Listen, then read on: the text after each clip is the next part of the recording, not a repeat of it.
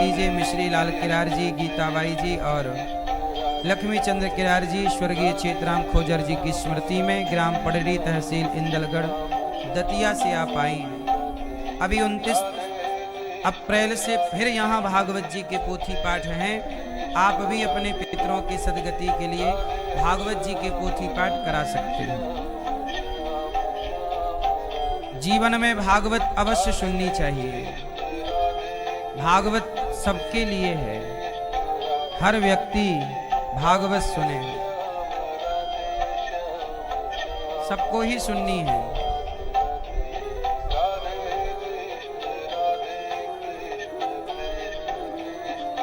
भागवत सुनते रहोगे, भगवान की कृपा निश्चित आप पर बनी रहेगी। कल हम लोगों ने कथा सुनी और अपने जीवन को कृतार्थ किया भगवान की कथा से। जैसे कल हम लोगों ने सुना कि भगवान ने एक उंगली से पर्वत उठाया, पहाड़। कौन सा? गिरिराज जी को गोवर्धन। क्या उठाया? हाँ, कछु माखन को बल बढ़्यो, कछु गोपन करी सहाय। श्री राधा की कृपा भई, मैंने गिरिवर लियो उठाए। आज भगवान ने गोवर्धन उठाया। क्या उठाया? क्या उठा लिया? गोवर्धन।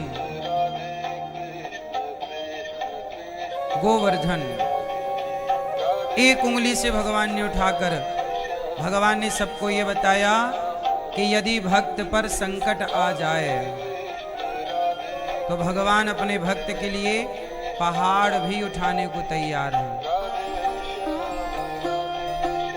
अच्छा ये बताओ, जिंदगी का पहाड़ कौन उठाता है?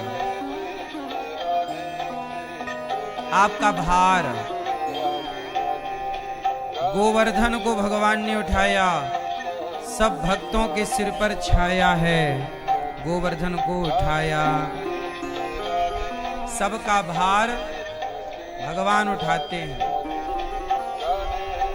आप लोगों का भार भी भगवान ने ही उठा रखा है। उठाया है कि नहीं? गोवर्धन का मतलब है भगवान गाय की सेवा करते हैं। किसकी सेवा? गाय की। गोवर्धन उठाए, फिर रखा। इंद्र का अभिमान समाप्त हुआ। इंद्र को इस बात का अभिमान था कि मैं इंद्र हूं, पानी मैं बरसाता हूं, मैं सब चला रहा हूं। जैसे भगवान ने इंद्र के अहंकार को तोड़ा, ऐसे भगवान हर जीव के अहंकार को तोड़ते हैं। इसलिए भगवान किसी भक्त के अभिमान को स्वीकार नहीं करते। भगवान को हर चीज स्वीकार है। क्या स्वीकार नहीं है? जोर से। क्या स्वीकार नहीं है? अहंकार, अभिमान स्वीकार नहीं है। बात समझ में आई कि नहीं? क्या स्वीकार नहीं है? इसलिए अहंकार से आपको क्या होना है? शून्य होना है। क्या होना है? जीरो।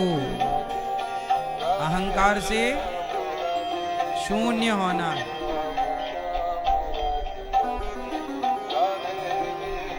शून्य हो जाइए।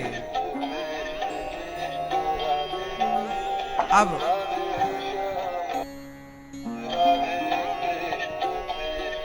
भगवान ने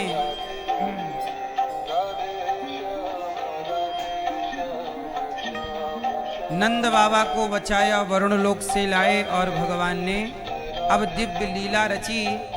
आज गोपियों को भगवान ने पुकारा, सब लोग मैया मैया।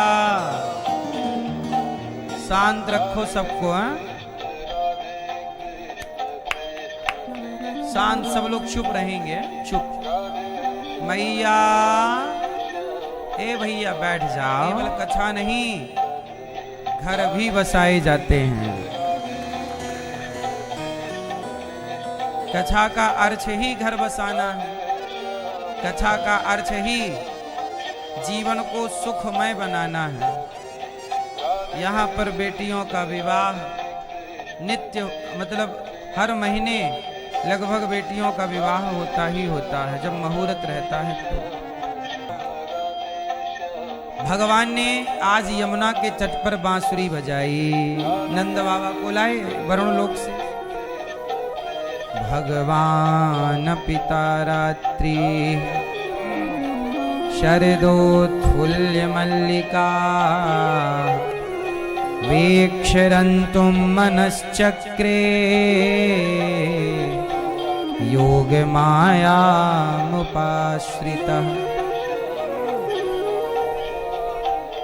आज भगवान ने यमुना के तट पर बांसुरी बजाई और सारी गोपियों को बुलाया, आओ आओ आओ।